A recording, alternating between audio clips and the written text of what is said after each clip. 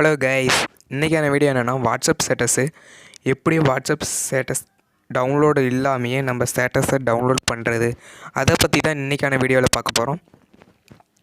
அதாவதுங்க save the WhatsApp status அதெல்லாம் நம்மளுக்கு இந்த ஒரு ஆப்பே தேவையில்ல. இந்த ஆப் இல்லாமையே நம்ம எப்படி சேவ் பண்ணுறது, அதை பற்றி தான் இன்றைக்கி இந்த ஃபுல் வீடியோவும் பார்க்க போகிறோம்.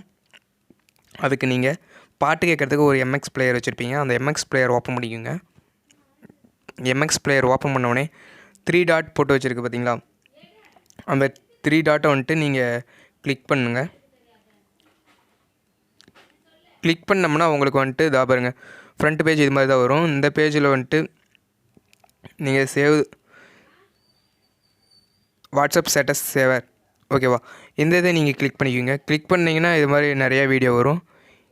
இந்த வீடியோவில் வந்துட்டு நீங்கள் வந்துட்டு ஏற்கனவே இதெல்லாம் ஸ்டேட்டஸ் போட்டிருக்கீங்க, வேறு யாரோ ஸ்டேட்டஸ் போட்டிருக்கீங்க. இந்த வீடியோ நீங்கள் வேணும்னா டவுன்லோட் பண்ணி வச்சுக்கலாம். இந்த விஷயம் உங்களுக்கு முன்னாடியே தெரிஞ்சிருந்தால் பரவாயில்ல, தெரியாதவங்களுக்கு இது ரொம்பவே யூஸ்ஃபுல்லாக இருக்கும். இந்த வீடியோ உங்களுக்கு பிடிச்சிருந்தால் லைக் பண்ணுங்கள், ஷேர் பண்ணுங்கள், சப்ஸ்கிரைப் பண்ணுங்கள்.